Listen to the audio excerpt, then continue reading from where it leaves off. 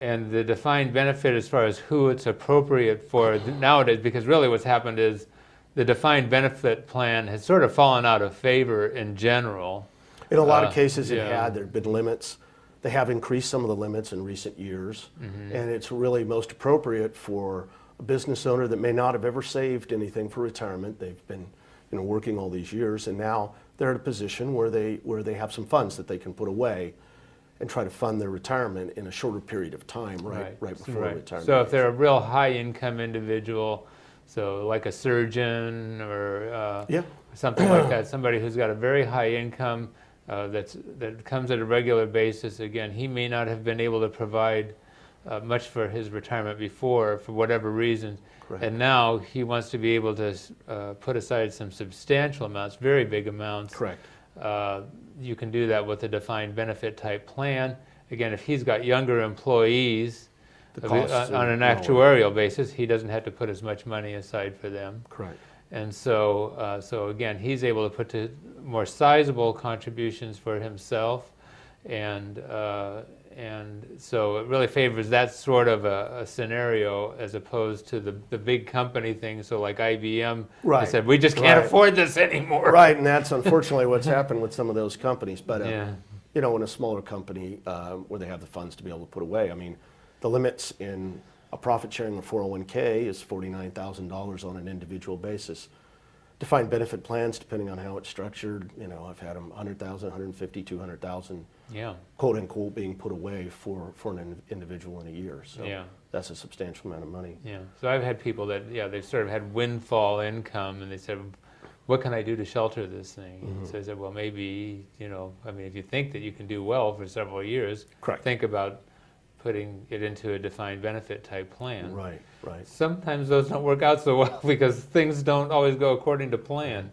Well, in any of these plans, if things change, which, recently business things have changed for a lot of people, you can't always, terminate it and pay it out and roll it over to an IRA if need be.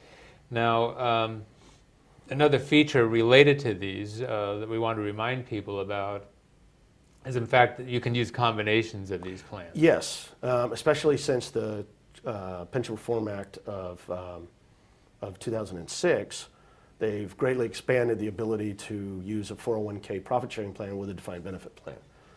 And so you get the best of both worlds. One way you can maximally fund if you're in the right type of business on both of them.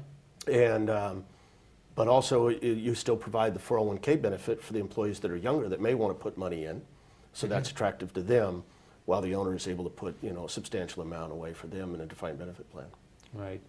Now that isn't an option though, like for a simplified employee plan, the SEP IRA. No, the one thing about one of the downsides of a SEP or a simple is that you cannot have any other kind of plan but that plan. You can't have any combination of plans with that. That's the only kind of plan you can have during the year. Right. Another thing that we haven't talked about yet, and I don't think it's even on our list here, but anyway, is the Roth type feature. And this is something that's fairly new in the 401k area. Correct, yeah. It's just been since 2006 that you could do what's called a Roth 401k. So you're not deducting any money, but conversely, like a Roth IRA, you're able to take the money out at the back end at the retirement time and not pay any taxes at all. Yeah.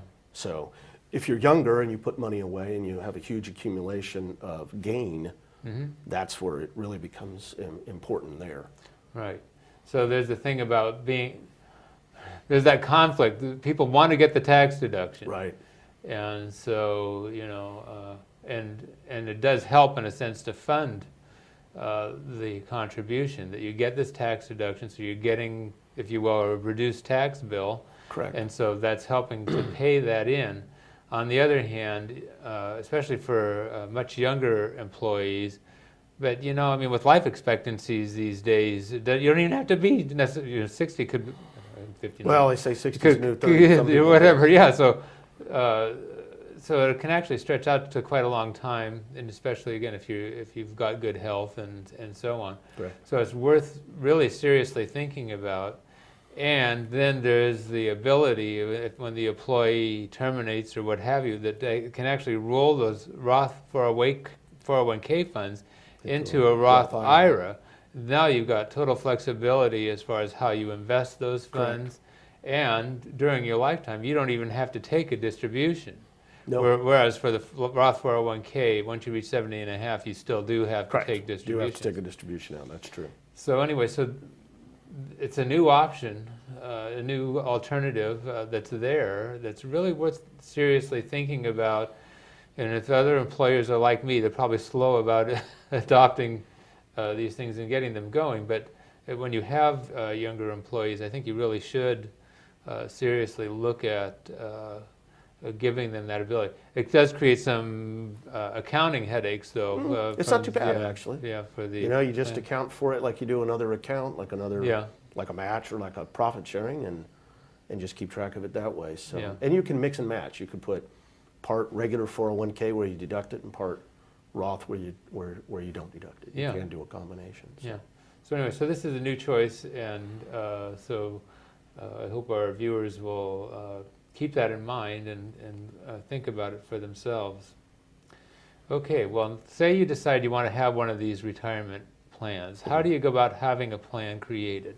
Well, you have to have a plan. You got to have a plan document, and depending on what kind of plan, it's different volumes of paper. But you have to write a plan document because there's certain rules and regulations you have to follow. And there's different ways of doing it. You can get a short plan at a brokerage house or someplace like that, and again, you're kind of on your own. You've got to fill it out and hopefully follow it correctly. Or if you go to a third-party administrator, they'll have a prototype or volume submitter plan, which generally covers just about everything you could possibly do in a plan. And it's a little more expensive, but you can write it the way you want it for eligibility or how you pay people out and those types of things. And also, you can invest your money anywhere you want. Most of the time when you're a brokerage house, you're going to have to keep your funds there at that particular place. And ultimately, you could have a custom plan, individually designed, written by an ERISA attorney. And generally, those are only going to be when you have some real specific needs, or it's required, like an employee stock ownership plan, that it has to be an individual document. So. And it's much more expensive. So I kind of started with the least expensive and ended up with the most expensive as far as. So one is like the cookie cutter, and you can get it like you go to the bank or you go to a brokerage house. And as you said, the idea though is that those funds are going to be held through wherever you've got that document. Correct. And then and so you have less flexibility as far as how you invest those funds. Correct. Because it's just going to be whatever investments that they offer. If a bank, it's going to be a savings account or a CD or something like that. Correct. If you go to a brokerage account, it's going to be their mutual funds. It's going to be their account. It's going to be, you have to do your trading there and that type of stuff. Right. So. And then there are some people, especially these days, or maybe I should, maybe this is going to cool off a little bit, but for a while it was becoming pretty hot for people to think about putting real estate in accounts. And it's possible.